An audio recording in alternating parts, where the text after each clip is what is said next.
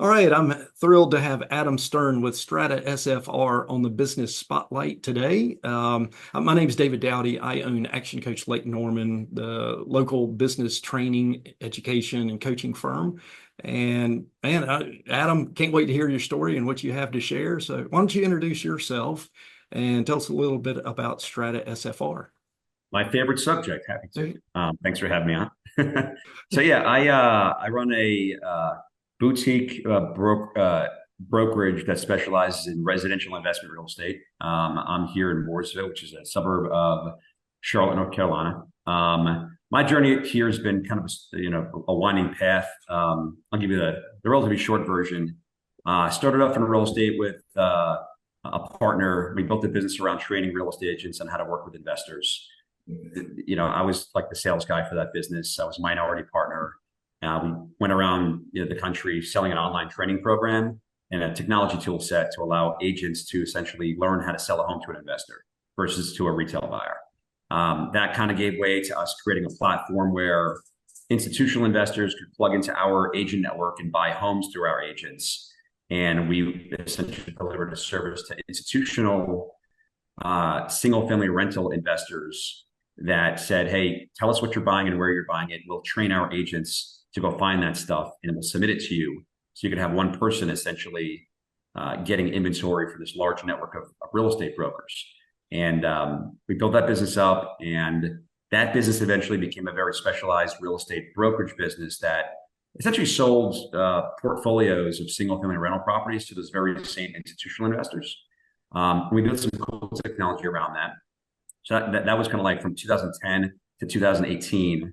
And in 2018, we sold that business to another company who bought our technology and bought our business.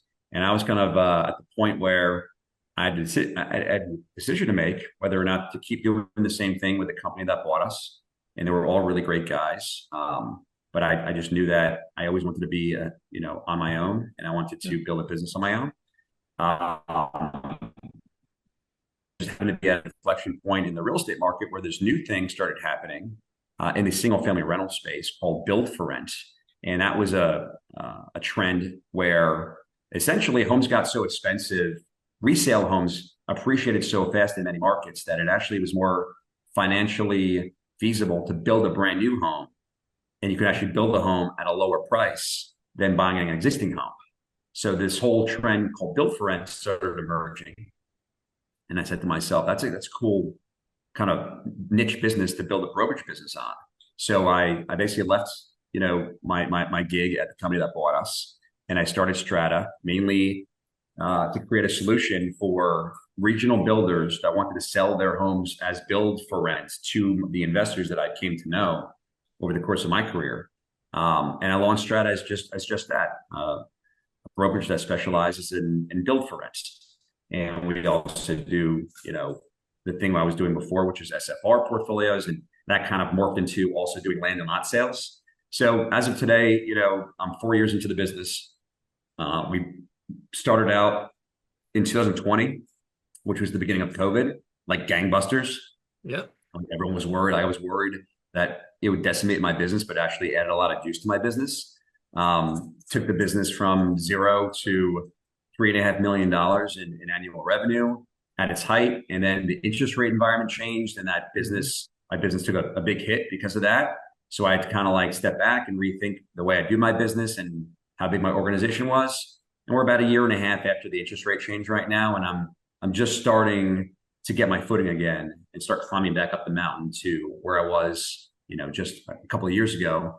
And now I have my sights, obviously, being the entrepreneur that I am, I have my sights on, 3xing, 5xing, 10xing my business over the next few years. And I'm sitting here in my office trying to figure out how to do that while continuing to run my business and grow my team. And that's what brought me here today to talk to you, David. Fantastic. Man, that's quite the story. And man, what an entrepreneurial spirit to constantly be evaluating what the market is doing. And hey, if it's changing, man, which direction is it changing? It's not by choice, by the way. Like I wasn't trying to be creative. It just happened. You gotta you basically gotta take the punches as they get thrown at you, and then figure out how to duck and jive. And some people get knocked down, and some people kind of keep standing. And as long as you keep standing, to my mind, if you got a good head on your shoulders and you can kind of read the market, you'll always find a path forward. It's not a matter of if, it's just a matter of how. Well, that's what responsibility is all about, right? It's how you respond. Things are Yeah. going to happen. So it's your Yeah. ability to That's respond appropriately.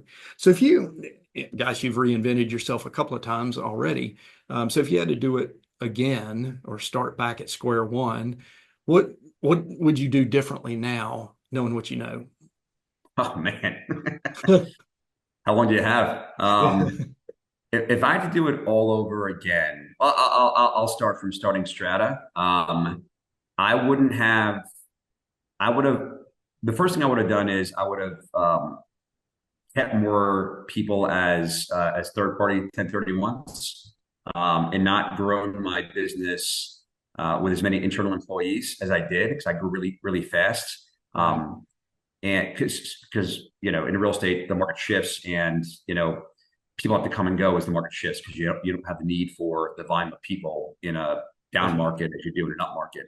And I would have kept a closer eye on revenue versus expenses. Sometimes as a business owner, when business is going great, you look at the expenses that you take on, and it's hard to correlate them to a reliable ongoing revenue stream that doesn't change. And in my business, everything changes, right? It changes based on market conditions. So the one thing I would have done is pay more attention to my fixed expenses versus my variable expenses, and try to keep more variable expenses, so that when the market did change, I wouldn't have had such a tough time contracting with the market. And it would have made it easier to then expand, which I'm trying to do right now. Right. Right. I did that poorly, and on the next cycle, I'll know better. Yeah, I mean, that's brilliant to recognize that. Unfortunately, many people start to learn that and recognize that a little too late, Yeah, after that cycle happens. So that's any right. other the learnings that come to mind that you've been through over the recent years? You're in this iteration is about 4 years old right now, right? Yep. Um, what other key learnings you think might be valuable for some others that are building their businesses? I think that the one thing I've really learned is to focus on what you're good at and what you do well and what you deliver Right. on. I look back in the last 4 years, and I took a swing at a lot of things that I don't think I was all that confident um, in terms of like, mainly for me, it was like the deals I decided to pursue and the deals I decided not to pursue. For me, big real estate deals come across my path all the time. And big real estate deals in my business, I'm competing against a lot of really well-heeled, very corporate companies like JLL, Marcus & Millichap, firms that have size and kind of a corporate sheen. And Right. what my core business was really, what I really made most of my money at and my transactions happen at, were like the middle tier kind of deals that the bigger companies really didn't pursue very often, right? Yeah. That's what led me to wanting to sell a very specific asset type, meaning SFR. Big guys didn't really focus on it. That was my niche. Built for rent. I focused on medium-sized and smaller projects. Big guys really didn't focus on that. And when I look back and I looked at all the deals that I try to reach outside of reach outside of that to compete with the bigger guys, I Hmm. lost to those guys more often than I won deals. And if I just didn't do that and stuck to my kind of core medium-sized, smaller deals, I probably would have done a lot more business during that time because I wouldn't have wasted that time going after the big fish or the big whales, and I would have been a lot better served kind of sticking to my core competency and my core market segment, which is the medium-sized middle market. So that's one big thing. Not having your eyes be too big versus like what you're keeping your aspiration at bay to your aspiration to grow and do bigger deals and get more revenue versus realizing, hey, this is what I'm good at, this is what I'm making money at, this is a big value that I'm creating for my core market, and sticking to that longer until you're ready to take that jump. That's been a big deal with me. Yeah. I mean, that is such valuable perspective right there because so many people, especially younger ones in business, and coming out of the gates as an entrepreneur, you're eager to be all things to all people because you don't really Yeah. know which lane is yours in many cases, but to identify that gap that's not being served as you were referring to. Yeah, listen, I have four boys, and I talk to my two older ones that are like, one is turning 13, the other one's 14, and they're always I'm always talking about doing things that interest them. And they're always thinking big, like, hey, why don't we create an app to do this? Or why don't I, like just yesterday, my son was like, I want to buy 100 shirts of these really popular sweatshirts on this one site because I think I could sell them for like 30 or 40% more on another website. And I was like, that's great. You're thinking big, you're thinking out of the box. Why don't you focus on doing one shirt tomorrow instead of waiting a month or two to get the money for me to buy 100 of them? Why don't you just take what you have right now and do it without asking for any help, just to prove you can get it done? I Yeah. told him you'd be amazed how much wind you get underneath your sails just by doing anything, right? It kind of correlates to what I just said, where like me having to work on something for a year, year and a half, that's like a huge deal versus like something that I know I can get done in the short term without really asking for any help. I think part of the thing that I see in my kids' generation is they watch so much YouTube and TikTok and social media, and everyone's a billionaire, and it all seems so freaking easy, and Yep. they don't realize that it's so extremely hard to get anything done. And the only way to get anything done is to just do it and start as small as you possibly can to prove to yourself that it can be done. Because that one thing, like when I started my business, the first deal I did, I had serious doubts as to whether or not I could do any of this until I got my first deal done. And my first deal was like probably the smallest on the smaller side. But for me, it was huge because it wasn't even the money that I made. It was just proving, hey, I started a business. I created some marketing. I did the marketing well enough to attract my first deal, and I got that first deal done. Um, I was floating on cloud nine, like I had just, gotten $1 million commission check, and I only got, it was only a few $1,000s, but it was huge for me in terms of Right. the mindset and proving that this is a viable thing that I can do, and a good decision that I made. That's it's exciting. That mindset is, yeah, I guess, is one of the many things that is attributed to your growth, both as an individual and as a business. What are some of those disciplines that you have, or what contributes to your growth, do you think? Yeah. I'll admit that I am not the most disciplined Okay. person in the world. It's hard for me to stay disciplined. So, like, I I work out 3 to 5 times a week at best. I hate it most times, and I have a certain regiment in my business where I wake up at a certain time, and I do certain things during the day, and I do my best to stay disciplined, but I'm not naturally a disciplined person. So for me, the most important thing for me is when I fall off track, when I don't wake up and work out for 2 or 3 days during the week, or when I get off track with not doing the things I need to do in my business, cutting myself a little bit of slack and saying to myself, not doing things that you should be doing and recognizing them is no excuse for not doing them over the long term. And what I think I do well is I keep coming back to recognizing the points where I should have been disciplined but wasn't disciplined, and I don't let that detract from my desire and ultimately the execution of going back to that discipline, that ideal discipline that I should have.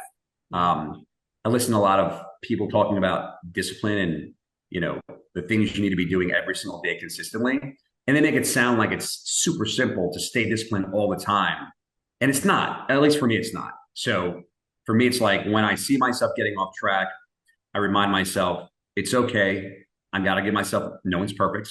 I have to give myself a little bit of slack, but I remind myself like that bad feeling you're getting because you're not being disciplined is a real thing. So go back and start trying again to get back on track. And that served me really well because I know people that get off track on their health, on the way they eat, on their business, and one thing goes wrong and all of a sudden they're off track for Yeah. forever or a very long time. I think, I vacillate, probably week to week on how well I do things. And I think I do that because I recognize the fact that I have a problem with discipline and I gotta pay close attention to, getting back to the middle. Yeah. One of my coaches, emphasize, hey, we're not looking for perfection, but the phrase is more often than not. As Yeah. long as it work out more often than the days I don't work out, it doesn't have to be every day. Yeah. Um, so but you mentioned your businesses, four boys. Man, life, and those are younger. I mean, life is busy. How do you keep that balance in check between the work and the personal life with all those moving parts? Good question. Um, the way I look at it, there are certain non-negotiables in my life. There Hmm. are certain non-negotiables. And to me, keeping that balance is all about recognizing what those non-negotiable things are. Non-negotiable when my kids have a big event, school, personal, whatever.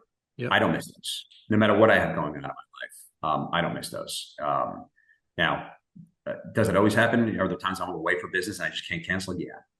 But by and large, um, family, their lives, and their important events come first before the business. And that forces me to kind of fashion my business around serving my personal life, not the other way around.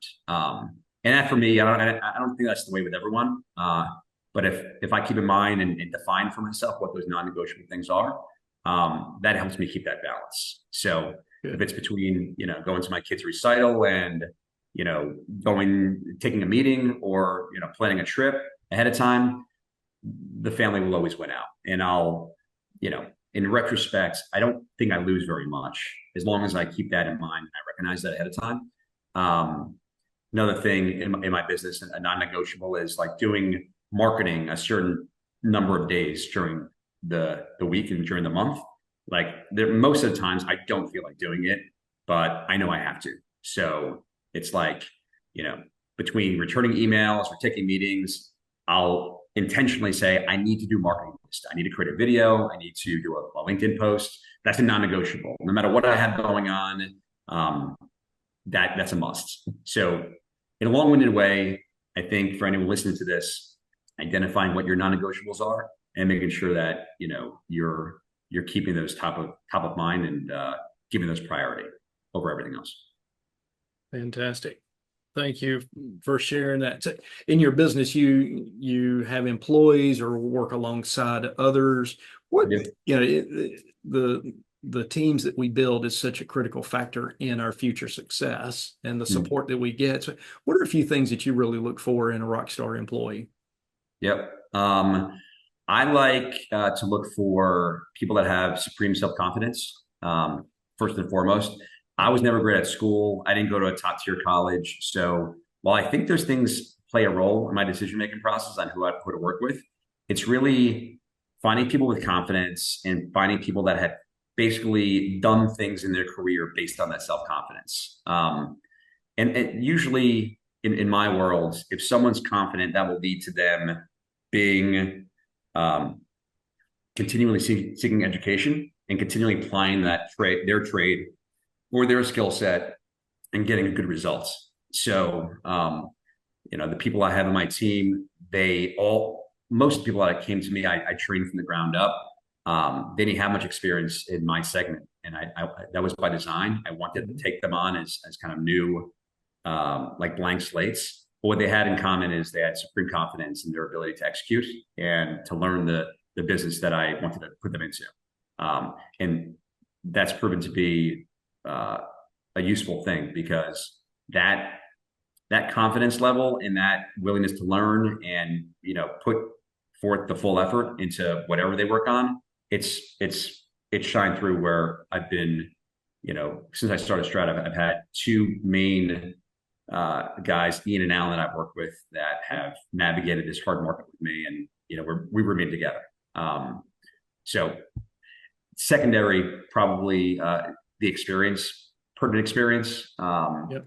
and education kind of falls, toward the back with me because if you have good experience and you have had a good result in your previous jobs, I'll take that over, a high powered degree any day of the week.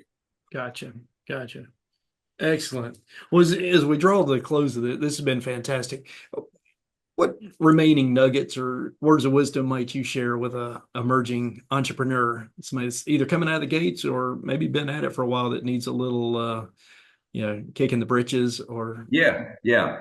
Like my next year, I'm taking a big part of my revenue and I'm putting it into a new tech platform and hiring some really talented operations people and spending money on marketing. And it's the most painful thing in the world when times get tougher than they were to keep your eyes on what's next and how to make your business grow and how to make it better. A lot of people, I've heard this phrase, survive to 25. And I think that's decent advice, but I always find when I'm looking over the horizon and I'm not afraid to, you know, reach for the next iteration of my business to make it better, even like when I have this feeling that I'm, you know, behind the eight ball, as to speak, doing that consistently, if you're always looking over the horizon and you're kind of putting that anxiety and fear about having enough, you can put that to the back of your mind and not let that drive your decision making process and drive how you act moving forward. That's the best thing that served me and the best advice I can give to any entrepreneur. Just kind of keep looking over the horizon and keep striving for the better version of your business. Because if you, it's like skiing, if you look down, you'll fall. But if you keep looking over the horizon, you'll probably stand up straight and you'll get further fast. That's awesome. Adam, I appreciate you being on here. Yeah, I enjoyed If somebody wants to reach out, learn more about you and your business, what you're doing, what's the best way to do that? Yeah. Catch us at stratasfr.com, www.stratasfr.com. I'm on LinkedIn. I post often, and I've got a bunch of videos and social media that you can find on my website. Oh, fantastic. Adam Stern, Strata SFR, thank you so much for sharing, and appreciate you being on the Business Spotlight. Thanks, Dave. Appreciate it.